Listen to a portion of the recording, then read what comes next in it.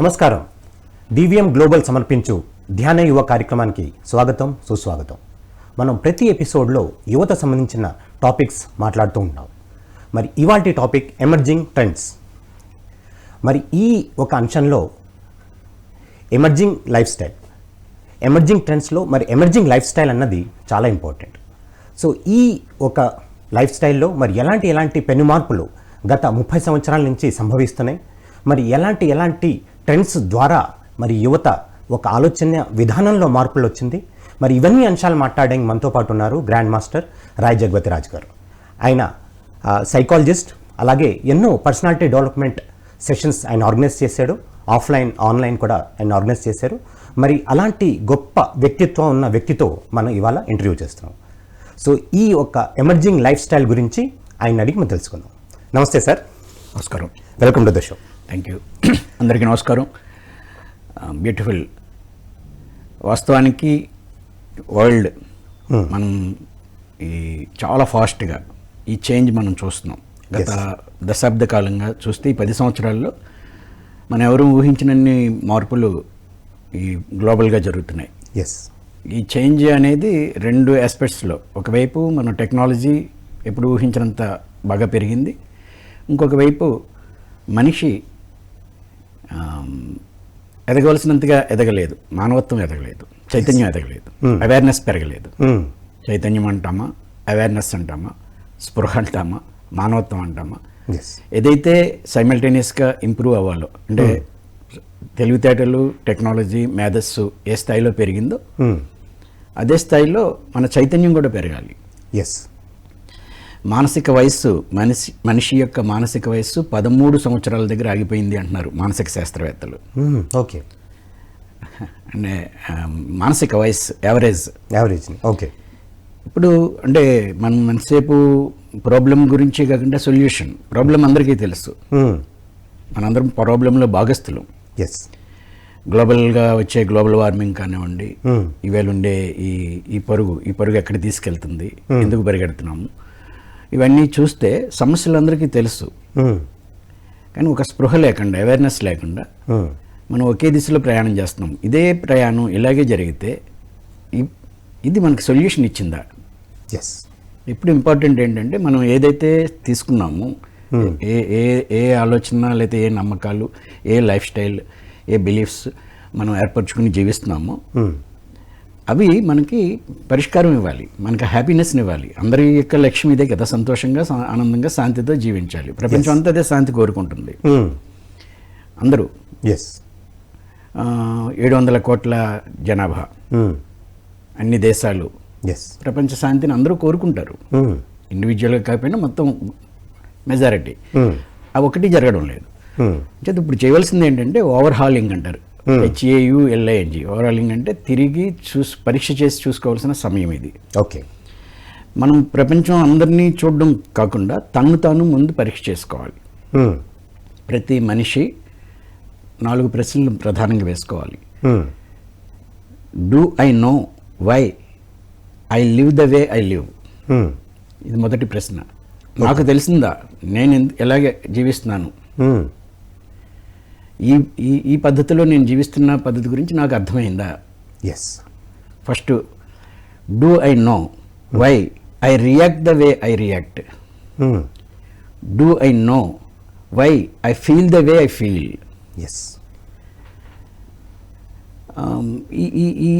ఈ ప్రశ్నలు వేసుకుంటే చాలా బ్లైండ్ స్పాట్స్ మనలో ఓపెన్ అవుతాయి. ఎందుకంటే మనం చాలా బయట ఫోకస్ అయ్యి ఎక్కడో అడాప్ట్ చేసుకుని అక్కడెక్కడ 4 సమాచారాలు విని, ఆ ట్రైనింగ్లు, మన నమ్మకాలు, చిన్నప్పటి నుంచి ఎక్కడ పెరిగామో, ఏ వాతావరణంలో ఉన్నామో, మన జీవితంలో ఎదురైన పరిస్థితులను బట్టి మనం ఒక నేచర్ని డెవలప్ చేసుకుంటాం. ప్రతి వ్యక్తి కూడా ఉపన్యాసాలు, బోధలు, నీటి బోధలు ఎప్పుడూ ఉన్నాయి. ఇలా ఉండాలి అని అందరూ చెప్తారు. బట్ ఇన్నర్గా మన జీవితంలో మనకు ఎదురైన అనుభవాలు, ప్రతి మనిషి జీవితంలో తనకు ఎదురైన అనుభవాలు, తన ఎమోషన్స్, తనకున్న ఇన్నర్ బిలీఫ్స్, సంస్కారాలు అంటారు, ఎన్గ్రామ్స్, ఆ కాగ్నిషన్స్, ఇవి మన లైఫ్ని డైరెక్ట్ చేస్తూ ఉంటాయి, మౌల్డ్ చేస్తూ ఉంటాయి. ఇంకా ఆ డైరెక్షన్లోనే మనం మూవ్ అవుతుంటాం. ఇదే డైరెక్షన్లో ఎప్పుడో 7-6 సంవత్సరాల వయసు అప్పుడు ఏర్పరచుకున్న నమ్మకాలతో అదే రియాక్టివ్ పద్ధతిలో, అదే థింకింగ్ ప్యాటర్న్స్తో, ఎస్ అవుట్డేటెడ్ విషయాలతో కొత్తది ఏమీ విన్నా బాగుండొచ్చు, కానీ ఇన్నర్గా చేంజ్ చేసుకోకపోతే, పరీక్ష చేసి చూసుకోకపోతే ఎస్ దానివల్ల ఏం ఉపయోగం ఉండదు. ఆ సంస్కారాలు అంటారు, ఎస్ కాగ్నిషన్స్, ఎస్ అనేక సంస్కారాలు మనలో ఉంటాయి. తల్లి గర్భంలో ఉన్నప్పటి నుంచి మనం పెరిగిన వాతావరణంలో మనకి ఏర్పడిన పరిస్థితులు, అనుభవాలు మనలో ఒక కాంక్రీట్ బిలీఫ్స్ని ఇది లైఫ్ అని, లైఫ్ పట్ల, మన పట్ల, సమాజం పట్ల, అన్ని విషయాల పట్ల కొన్ని అభిప్రాయాలను ఏర్పరచుకునేలా చేస్తాయి. మనం చేయవలసింది ఏంటంటే ఈవేళ ఆ అభిప్రాయాల్ని అవి ట్రూత్ బేస్డ్. ప్రకటనలు మీవి, ప్రచారాలు మావి, జీవితంలోని వెలుగులు అందరివి. DVM గ్లోబల్ ఛానల్లో మీ ప్రకటనల కోసం సంప్రదించవలసిన ఫోన్ నంబర్స్. అవి నా లైఫ్లో వర్క్ చేస్తున్నాయా, ఇలా ఉంటే మంచిది, ఈ నమ్మకం ఉంటే మంచిది, ఇలా చేయాలి అని ఇన్ఫర్మేషనే ఉందా? ఆ ఇన్ఫర్మేషన్ నేను అప్లై చేయడానికి అవకాశం ఉందా? ఎందుకు అప్లై చేయలేకపోతాను? ఎందుకు నా జీవితంలో ఇదే టైప్ ఆఫ్ అవుతున్నాయి? సమాజంలో మార్పు రావాలంటే నేనేంటి, లేదా నాలో మార్పు రావాలంటే ఏంటి అనేది డెఫినెట్గా చూసుకోవాలి. ఇవాళ భారతదేశం గురించి మనం చూస్తే ప్రపంచంలో అత్యధిక యూత్ ఉన్న దేశం ఈ ప్రపంచంలో భారతదేశం. 57% 18 to 40 ఇయర్స్ ఏజ్ ఉన్న గ్రూప్ ఉన్న పాపులేషన్ ఎక్కువ ఉన్న దేశం ఈ ప్రపంచంలో భారతదేశం. చైనా పాపులేషన్ మనతో సమానంగా ఉంది, మనకంటే కొద్దిగా అడ్డిటిలో. చైనాలో పాపులేషన్ యూత్ లేరు. వాళ్ళ పాపులేషన్ ఆ దేశానికి ఓల్డ్ వృద్ధుల జనాభా ఎక్కువ. 50 ఇయర్స్ దాటిన వాళ్ళు ఎక్కువ. ఇక్కడ 18 to 40 years age group 57%, more than half. అంటే ప్రపంచం దిశని నిర్దేశించి నిర్ణయాత్మక శక్తిగా ఉండే దేశం భారతదేశం. భారతీయ యువకులు భారతదేశానికే కాదు ప్రపంచానికే ఒక నిర్ణయాత్మక శక్తి. ప్రపంచంలో ఏ దేశం ఇంత యూత్ని సప్లై చేయలేదు, ఇంత మ్యాన్ పవర్ని సప్లై చేయలేదు. అలాగే ప్రపంచంలో ఎక్కువ ఇంగ్లీష్ స్పీకింగ్ కంట్రీ భారతదేశం.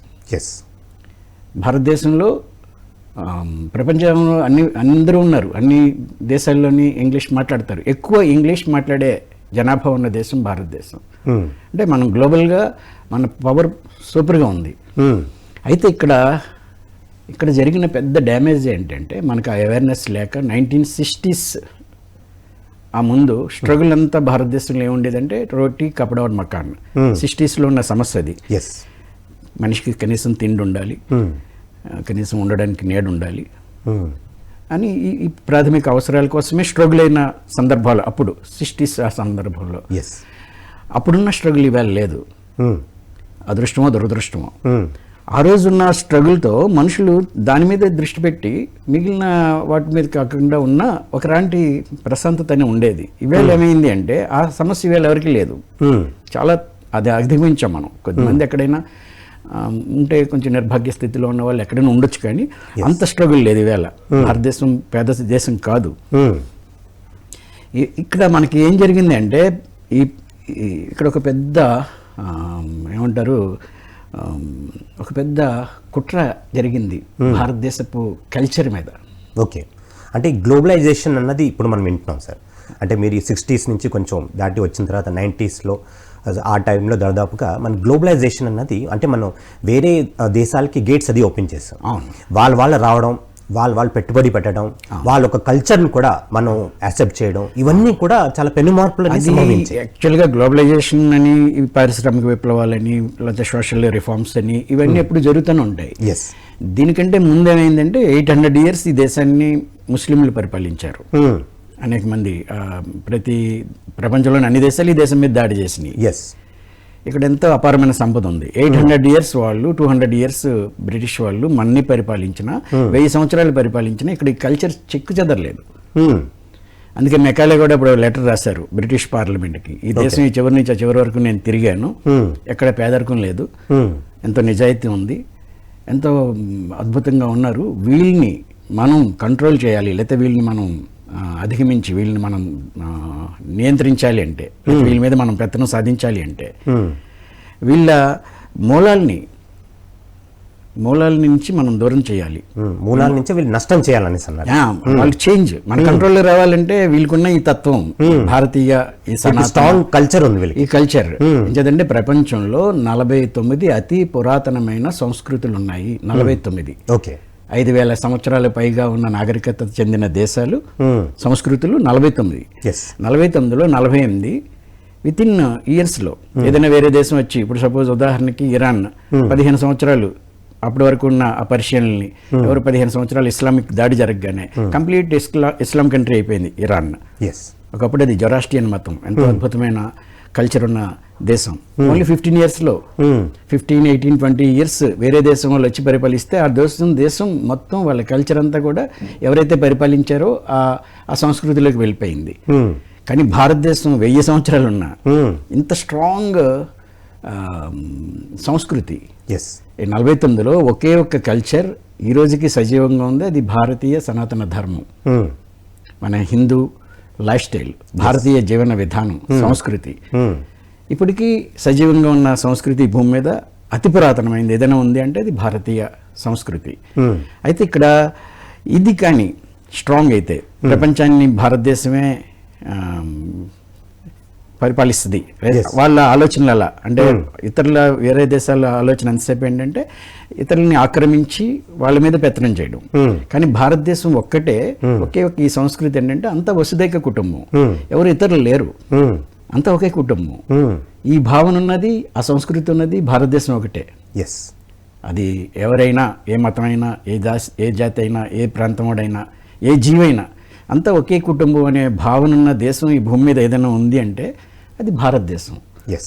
కానీ వాళ్ళ ఆలోచన ఎంతసేపు ఏంటంటే మేము దేవుడు అంటే ఒక్కడే, మీ నమ్మిన వాడే, మా గ్రంథమే పవిత్ర గ్రంథం, అలాంటి ఆ కల్చర్, వాళ్ళ కల్చర్ అంతా అది. కాబట్టి వాళ్ళు ఆ ఆలోచనతోనే చేశారు. ఒకవేళ భారతదేశం కానీ స్ట్రాంగ్ అయితే వీళ్ళే మన మీద ఆధిపత్యానికి వెళ్ళిపోతారు. వాళ్ళ ఆధిపత్యం జరగకుండా ఉండడం కోసం ఒక పెద్ద కుట్ర జరిగింది. అది అందరికీ తెలియవలసిన విషయము. మనందరం చాలా అన్అవేర్గా మనం వెళ్ళిపోయాం, కుట్రలో భాగస్థులం అయిపోయాం, మన బిడ్డలు బలైపోయారు. అదేంటి తెలుసా? ఏడాదికి, జాగ్రత్తగా వినాలి దయచేసి, ఏడాదికి 40 లక్షల కోట్ల రూపాయలు మన యూత్ బ్రెయిన్ వాష్ చేయడం కోసం, మన కల్చర్ నుంచి మనని దూరం చేసి వాళ్ళ కల్చర్ని మనలో ప్రవేశపెట్టడం కోసం 40 లక్షల కోట్ల రూపాయలు ఏడాదికి ఖర్చు పెడుతున్నారు గత అనేక సంవత్సరాలుగా. ఈ 70 సంవత్సరాల్లో ఎంత డ్యామేజ్ చేయాలో అంత డ్యామేజ్ ఆల్రెడీ అయిపోయింది. ఇప్పుడు మా తరం, మీ తరం, మీ తర్వాత తరం ఇవన్నీ బ్రెయిన్ వాష్ చేయబడ్డాం. గ్లోబలైజేషన్ మనకి ఎన్ని సౌకర్యాలను తీసుకొచ్చినా ఏమైంది అంటే మనం everything Indian is non sense అనే లాంటి మైండ్ సెట్కి వెళ్ళిపోయింది. ఇదంతా వెనకబడిన పాత పద్ధతులు, ఇవన్నీ ఏదో ఒక అలాంటి జీవన విధానం, ఆ సింపుల్ లైఫ్ స్టైల్ కాకుండా మెరుగులు ఉంటేనే గొప్ప, పెద్ద పెద్ద భవంతులు ఉండాలి, పెద్ద పెద్ద ఇవి ఉండాలి, అవన్నీ ఉండాలి, సౌకర్యాలు ఉండాలి. అంతకంటే మనకంటే పెద్ద భవంతులు భారతదేశంలో ఉండే బ్రహ్మాండమైన కట్టడాలు ఉన్నాయి ఇక్కడ. బట్ ఈ పరుగులోకి వెళ్ళిపోయి అబ్బాయిపై మెరుగుల కోసం చూసి ఎవరిని అనుసరిస్తున్నామని చూస్తే వీళ్ళ యువత ముఖ్యంగా చూడవలసింది ఏంటంటే మనం ఎవరిని అనుసరిస్తున్నాం. వెస్టర్న్ లైఫ్ స్టైల్ని అనుసరించాం. మన డ్రెస్ కానీ, మన తినే తిండి కానీ, మన హెయిర్ కటింగ్ కానీ, మన వేషభాషలు కానీ, ఆఖరికి మన పిలుపులు కూడా అమ్మ అని పిలవలేని దౌర్భాగ్యం. నువ్వు ఏ భాషలో పుట్టావు? తెలుగులో అంటే అమ్మ అంటాం, హిందీలో అయితే మా అంటారు. నీ భాషలో నీ తల్లిని కూడా పిలవలేని అంత దౌర్భాగ్యంగా ఆ బ్రెయిన్ వాష్ చేయబడ్డం అనే స్థితి. అంటే ఇవాళ చాలా మంది కోపం రావచ్చు, మమ్మీ డాడీలు మనకి పిలుపులు ఎలా అవుతాయి, అంకుల్ లాంటిలే పలకరింపులు ఎలా అవుతాయి, హలో హాయ్లే ఎక్కడి నుంచి వచ్చినాయి? బ్రిటిష్ వాళ్ళు వెళ్ళిపోయినా 200 సంవత్సరాలు అయిపోయినా కూడా ఇవాళకి ఇంకా వాళ్ళకి పడే అడ్డం 70 సంవత్సరాలు అయినా మన ఓన్ మనం ఎందుకు తీసుకోలేకపోయాం? ప్రకటనలు మీవి, ప్రచారాలు మావి. జీవితంలోని వెలుగులు అందరివి. డివిఎం గ్లోబల్ ఛానల్లో మీ ప్రకటనల కోసం సంప్రదించవలసిన ఫోన్ నంబర్స్. మనం ఎంతో మన కల్చరల్ వాల్యూస్ గురించి చెప్పుకుంటున్నాం. మనం చాలామంది అంటూ ఉంటారు, అంటే India is the spiritual capital of the world అనేసి. అది అంటే మన కల్చరు మరి ప్రపంచానికి ఒక ఆధ్యాత్మికంలో మన చాలా పై చేయి ఉంది. సో మన ఇండియన్ కల్చర్స్ కానీ, మన వాల్యూస్ కానీ ప్రపంచానికి ఏ విధంగా ఉపయోగపడుతుందంటారు? India is the cultural capital of the world also. Yes. సాంస్కృతిక అద్భుతం ఉన్న దేశం. ఇదేదో మనం పొగుడుకోవడం కోసం కాదు. ఇక్కడ జరిగినంత రీసెర్చ్ ఎక్కడ లేదు. వాళ్ళ ప్రపంచంలో ఏదైతే వీళ్ళంతా అనుకుంటున్నామో అవన్నీ మూలాలు ఇక్కడి నుంచే వెళ్ళినాయి. ఎస్. ప్రపంచానికి జీరోనిచ్చిన దేశం భారతదేశం. ప్రపంచానికి వైద్యం గురించి తెలియజేసిన దేశం భారతదేశం. ప్రపంచానికి ఎకనామిక్స్ని తెలియజేసిన దేశం భారతదేశం. భారతదేశంలో గొప్ప సైన్స్ ఉంది. ఇదేదో పొగుడుకోవడానికి కాదు.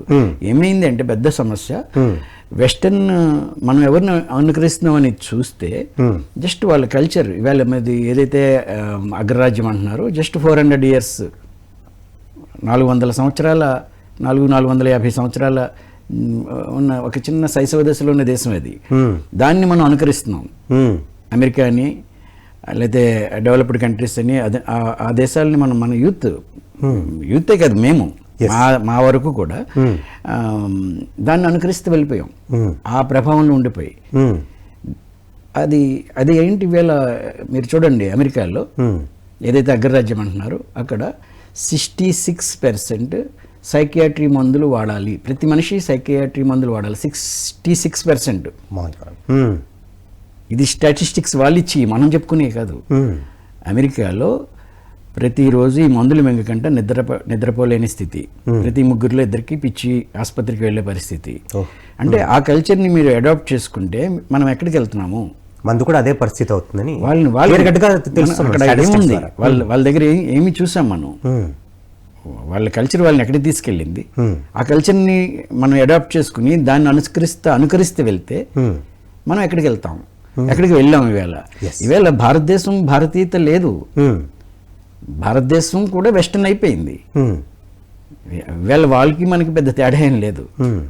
వాళ్ళ లైఫ్ స్టైల్ మన లైఫ్ స్టైల్ ఒకలాగా ఉంది. ఎక్కడో మూలాల్లో కొద్దిగా గొప్ప కొన్ని ఎక్కడైనా గ్రామీణ ప్రాంతాల్లో కొన్ని ఆ విలువలు కొద్దిగా ఉన్నాయి. కానీ ఎక్కువ పర్సంటేజ్ ముఖ్యంగా యూత్ ఏదైతే అనుకుంటున్నామో వాళ్ళు చాలా భయంకరమైన ఈ బ్రెయిన్ వాష్ చేయబడి హెప్నటైజ్ చేయబడి కల్చర్కి రూట్స్కి దూరంగా వెళ్ళిపోయి ఏమీ తెలియని ఒకలాంటి స్థితిలోకి వెళ్ళిపోయారు. ఇవాళ యువతలో ముఖ్యంగా తెలుసుకోవాల్సింది, మళ్ళీ పరీక్ష చేసి చూసుకోవాల్సింది, నో అనడం సొసైటీకి యాంటీ అనుకుంటున్నాం. నో అనడం కాదు. నో అనాలంటే మీరు ఎప్పుడు కూడా సొసైటీకి భిన్నంగా అమ్మ చెప్పింది, నాన్న చెప్పింది, ఎవరైనా చెప్పిందని నో అనడం స్వతంత్రం అనుకుంటున్నారు. అసలు స్వతంత్రము అనేదే మనకి అర్థం కాలేదు. ఫ్రీడమ్ స్వతంత్రత్వ 3. స్వతంత్రత్వానికి సరిపడే పదం ఆధునిక భాషలో లేదు. స్వతంత్రం అంటే technology to handle one's own self, methodology to handle your life. ఏ పద్ధతిని నువ్వు అవలంబించి నీ జీవితాన్ని నడుపుకోవాలి. నీ జీవితంలో సమస్య ఎదురైనప్పుడు నువ్వు ఎలాగా తయారు చేసుకోవాలి, ఎలా దాన్ని ఎదుర్కోవాలి. నువ్వు అనుకున్నది నీ లైఫ్లో కానప్పుడు అయినప్పుడు, నువ్వు విజయం అనుకున్నప్పుడు అపజయం పొందాను అనుకున్నప్పుడు నువ్వు ఎలా నియంత్రించుకోవాలనే పద్ధతి నీకు ఎక్కడో అడాప్ట్ చేసుకున్నది కాదు. వాళ్ళు ఎవరి నుంచో తెచ్చుకున్న ఆ ప్రిన్సిపల్స్ కాదు. నీ ఇన్నర్ స్ట్రెంగ్తన్ అవ్వడానికి ఆ స్వతంత్రము తంత్రం అంటే పద్ధతి, సెల్ఫ్, ఆ తంత్రం నీకు తెలియాలి. నువ్వు నియంత్రించుకోవడం ఆ స్ట్రాంగ్ అది కావాలి. దానికోసం మన ఋషులు వేల సంవత్సరాలు మనకి ఇచ్చారు. ఆ సైన్స్ అంతటి మన దగ్గర ఉంది. మన మూలాల్లో అదే ఉంది, మన డిఎన్ఏ అదే. అది వెనక్కి వెళ్ళడం కాదు. మన పునాదుల్ని అనుకూలంగానే మన నిర్మాణం ఉండాలి. మన తత్వాల ఆధారంగా, మన శాస్త్రాల ఆధారంగా, మన జీవన విధానం ఆధారంగా ఈ లైఫ్ ఉండాలి. ఆ పిచ్చి వాళ్ళ అనుకరణ కాదు. ఆ పిచ్చి ప్రపంచపు అనుకరణలోకి వెళ్ళొద్దు.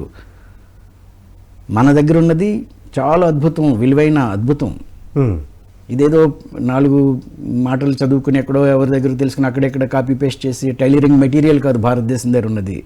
లక్షల సంవత్సరాలు ఒకే విషయం మీద సత్యం కోసం తపస్సు చేసిన మహానుభావులు ఉన్న దేశం ఇది. గొప్ప గొప్ప సైంటిస్టులు అంటున్నారు, వాళ్ళని మనం ఋషులు అంటున్నాం. ఈ ఋషులు చేసిందంతా జీవితం ఎలా ఉండాలి, జీవన విధానం ఏంటి, మన సైన్స్ ఏంటి, ఎలా తినాలి, ఎలా నడుచుకోవాలి, ఎలాగ పండించుకోవాలి, ఎలా జీవించాలి, ఎంత అద్భుతమైన తత్వాలు ఉన్నాయో ఇక్కడ. ఆ తత్వాన్ని వదిలేసి ఏదో 4 మాటలు ఎక్కడో విని ఆ 4 మాటల ఆధారంగా పిచ్చి పరుగు పెట్టి మార్కులు అంట కేవలం డబ్బు ఒకటి సంపాదించడమే ఆ కరెన్సీ బేస్డ్ సొసైటీలో ఆ పరుగులే. కరెన్సీ కావాలి, డబ్బు కోసం సంపాదన కోసం చదువుతున్నాము. చదువులు కానీ జీవించడం కానీ తల్లి తండ్రి పొద్దున్న నుంచి సాయంత్రం వరకు అది ఎవరినో చూసి ఇంకో 4 బంగ్లాలు 4 ఇది చేస్తారు. ఏం చేయాలి? ఈవేళ మీరు 29 డెడ్ లైన్ అంటున్నారు, 2029. ఎక్కడ ఏం పిలుస్తారు గాలి? ఇవాళ హైదరాబాద్ పరిస్థితి ఏంటి? ప్రపంచంలో అత్యధిక పొల్యూషన్ ఉన్న దేశాల్లో 4వది, నా ప్రాంతాల్లో 4వ ప్రాంతం హైదరాబాద్. ఏం చేయాలి? ఢిల్లీ, బాంబే, కలకత్తా, హైదరాబాదు ఈ 4 కాలుష్యాలు. అసలు మనిషి జీవించడానికి అనుకూలంగా లేని వాతావరణాన్ని కల్పించుకున్నాం. ఇక్కడే కాదు, నదుల్లో నీళ్ళు లేవు. నీరు ఎక్కడ ఎలా? చెట్లు వినాశనం చేసుకుని. ఇవాళ నేను అడుగుతున్నది ఏంటంటే, మనం యూత్ మీరు ఈ ఐటీ జాబ్లో లేకపోతే ఇంకోటో పనికిరాని వాటి కోసం వెళ్ళొద్దు. దానివల్ల ఏంటి ఉపయోగం ప్రపంచానికి? మీరు చేసే ఉద్యోగం, మీరు ఇచ్చే సమయం, మీ విలువైన అద్భుతమైన తెలివితేటలు దేనికోసం పెడుతున్నారు? ఎవడో వాడు వెల్త్ సంపాదించుకోవడం కోసం నీ మొత్తం జీవితాన్ని వాడికి అప్పచెప్పేస్తున్నావు. అలా కాదు. మీరు దయచేసి ఒక్కసారి అందరూ ఆలోచించవలసింది, గ్రామాలకు వెళ్ళండి. ఇవాళ గ్లోబలైజేషన్ అయింది కదా, ఎక్కడైనా ఉండి చేయొచ్చు. ఈ నగరాల్లోకి ఎందుకు? గ్రామాలకు వెళ్ళండి. 1 ఎకరం అయినా భూమిని సంపాదించండి. ఒక ఆవును తీసుకోండి.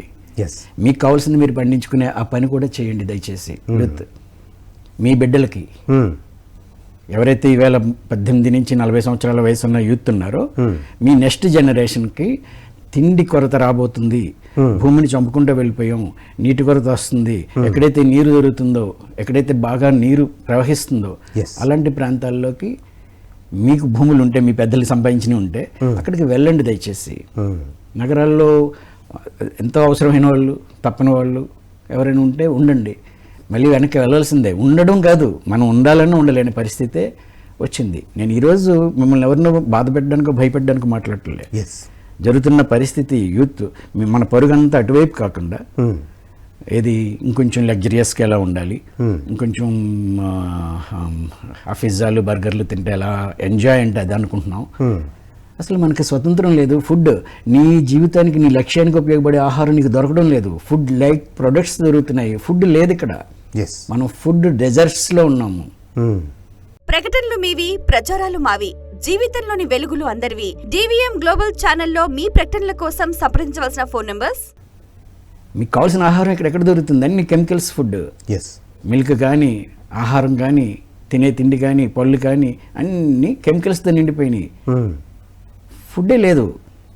స్వతంత్రం అంటే అక్కడ ఉన్న వాటిల్లో 4 వాటిల్లో ఏదో ఒకటి కొనుక్కునే అది కాదు. ఇది ఆ సబ్బు కాబట్టి ఈ సబ్బు, ఏదో ఒక సబ్బు నీకు నచ్చింది కొనుక్కుంటున్నావు. ఇదంతా ఫ్రీడమ్ కాదు, అది ఫ్రీ డంప్.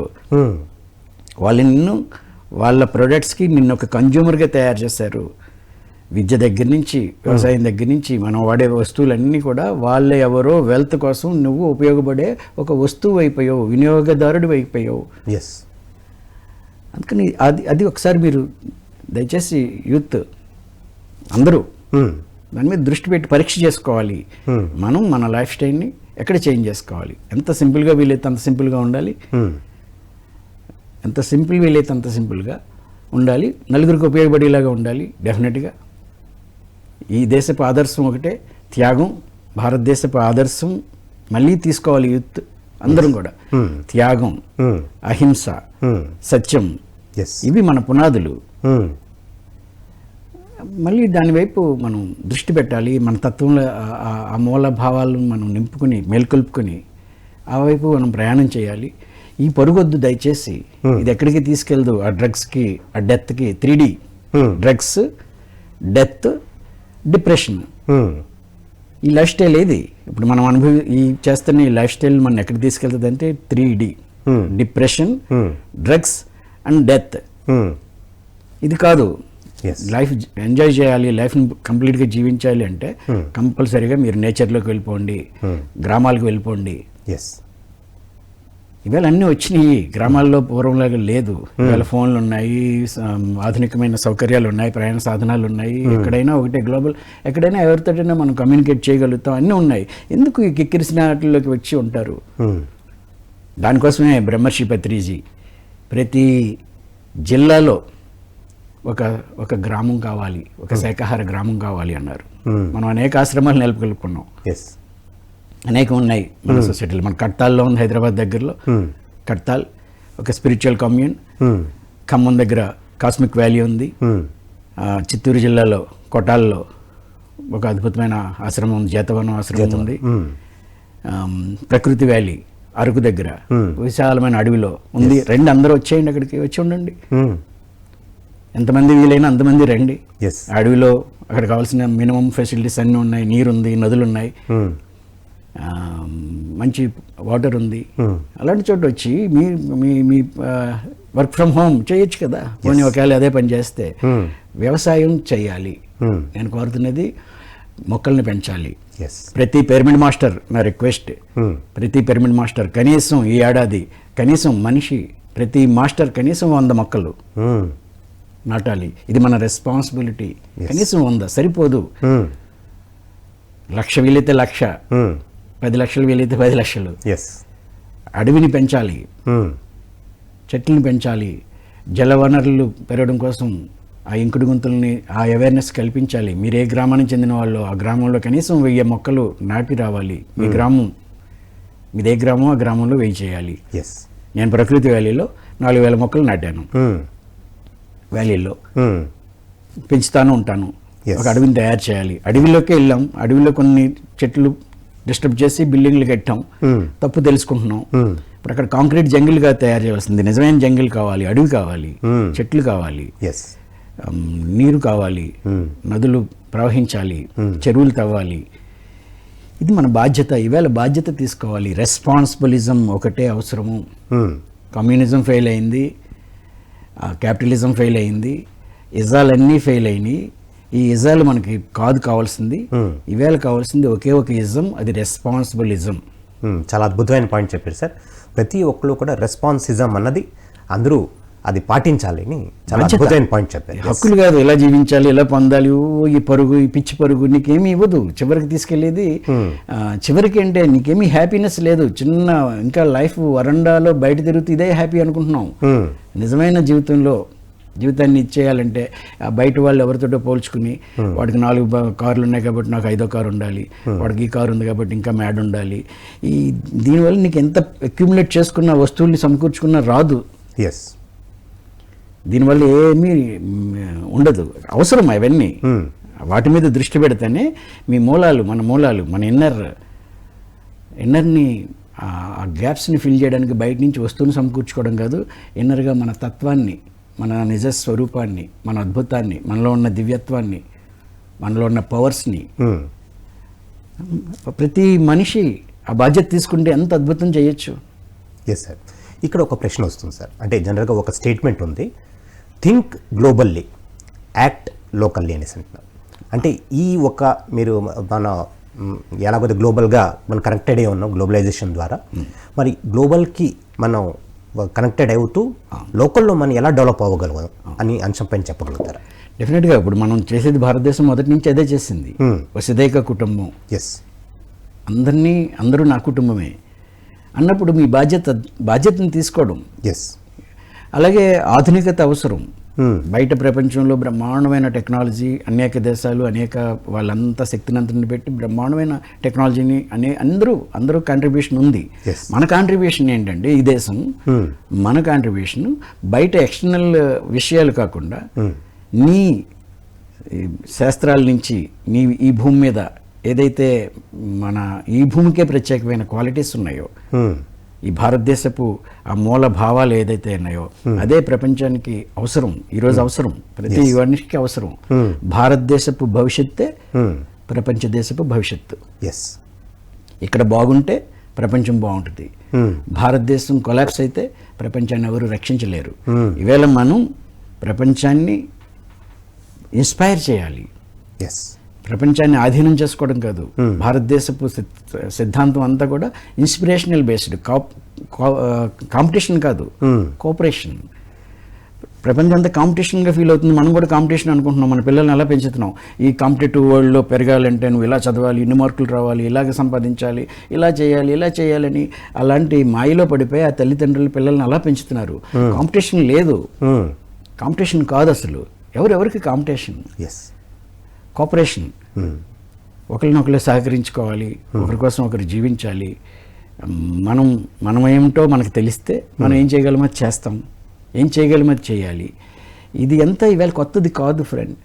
మనందరం చేయవలసిందల్లా గ్లోబల్, ఇవాళ ప్రపంచం ఇంత దగ్గర అయింది, ఒకే చోటుకు వచ్చింది. ఇంట్లో గదిలో కూర్చుని మన ఫోన్లో మొత్తం ప్రపంచాన్ని చూడగలుగుతాం, ప్రపంచానికి ఏ సందేశమైనా చేరవేయగలుగుతాం. ఇంత చక్కటి ఇది వచ్చినప్పుడు మనం ముందు మన మూలాల్ని అర్థం చేసుకుని, మన సంస్కృతిని అర్థం చేసుకుని, ఇన్ని 20-25 సంవత్సరాలు మీరు చదువుతారు కదా. ఇంజనీరింగ్ చదవాలంటే 4 సంవత్సరాలు, మెడిసిన్ చదవాలంటే 6 సంవత్సరాలు. జీవితంలో 20-25 సంవత్సరాలు మనిషి తన జీవన భృతి కోసం చదువుతున్నాడు కదా. ఒక 3 నెలల్లో 4 నెలల్లో మీకోసం మీరు వెచ్చించండి. మనం అందరం చేయవలసింది ఒక 3 months మీరు చక్కగా ధ్యానం చేయండి. చక్కటి ఆధ్యాత్మిక గ్రంథాలు ఉన్నాయి, చదవండి.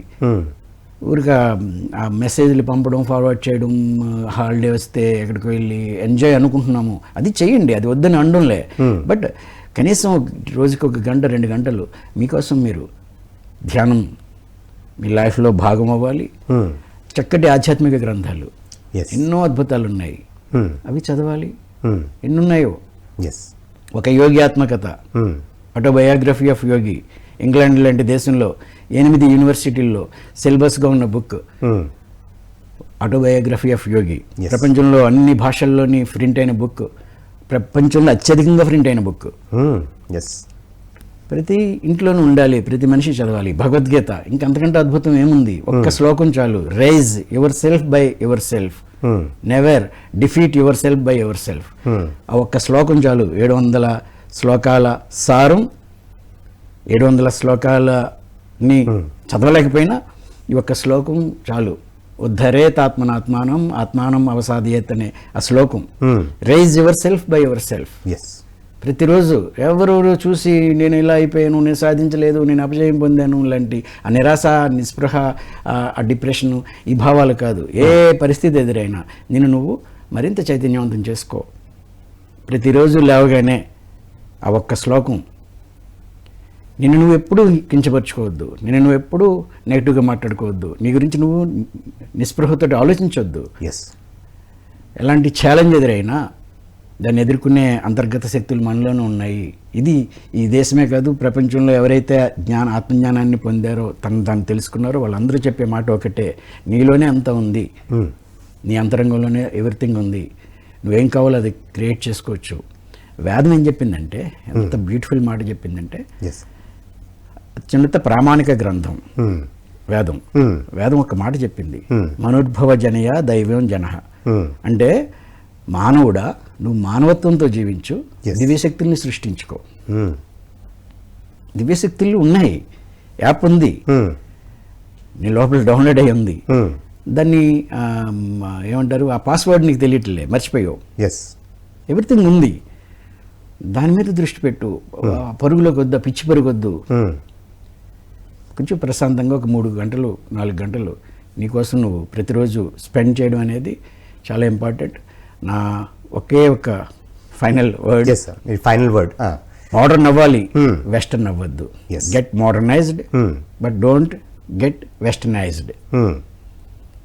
ఆధునికత అవసరం, కానీ ఆ వెస్ట్ని ఇమిటేట్ చేయడం అసహ్యం. నకిలీగా తయారవద్దు, ఎవరిని చూసి అనుకరించొద్దు. 2, మనందరం కూడా బాధ్యతను తీసుకుందాం. నీ లైఫ్ బాధ్యత నువ్వే, ఈ సమాజ బాధ్యత నీదే. నువ్వేం చేయాలో, నీ కాంట్రిబ్యూషన్ ఏంటో, దానికోసం నీ వ్యక్తిగత సుఖాన్ని, వ్యక్తిగత బద్ధకాన్ని త్యాగం చేయి. ఈరోజు ఉంది, ఈరోజు ఏం చేయాలో ఈరోజు చెయ్యి, ఎప్పుడో కాదు. ఈరోజు నీ బాధ్యత ఏంటో, ఈరోజు నేనేం చేయగలను, నేను చేయడం వల్ల, ఈ పని చేయడం వల్ల నాకే కాదు నా నెక్స్ట్ తరానికి కూడా ఉపయోగపడే పని చేయాలి. అందుకని ఈరోజే ఒక మొక్క నాటు. నీ పెరట్లో లేకపోతే ఎవరికైనా ఆ మొక్కనిచ్చి నాటమను. ఎస్. రోడ్డు మీద నాటితే మళ్ళీ పోషించేవాడు లేడు కాబట్టి ఎవరి ఇంట్లో అయినా ఖాళీ ఉంటే ఆ ఇంటి దగ్గర ఆ గ్రామంలో తప్పనిసరిగా ప్రతి పాఠశాలలో, నువ్వు చదువుకున్న పాఠశాలలో, నువ్వు ఉన్న గ్రామంలో చెట్లు విస్తారంగా పెంచాలి, బాధ్యతను తీసుకోవాలని. ఎస్ సార్, ఎంతో అద్భుతంగా మరి ఎమర్జింగ్ లైఫ్ స్టైల్ గురించి చెప్పడం జరిగింది. మన ఒక కల్చరల్ వాల్యూస్ గురించి మనం తెలుసుకోవాలి. అలాగే ప్రతి ఒక్కళ్ళు కూడా కనీసప్పుడు ఆ మొక్కలు ప్రకృతితో కనెక్ట్ అవ్వాలనేది చాలా అద్భుతమైన మెసేజ్ ఇచ్చారు. మరి ఇంత జ్ఞానం ఇచ్చినందుకు మీకు ఎంతో కృతజ్ఞతలు. Thank you very much. So ఇదండి ఇవాల్టి ధ్యాన యువ కార్యక్రమం. మరి ఎంతో అద్భుతంగా మరి రాయ్ జగపతి రాజు గారు చెప్పారు.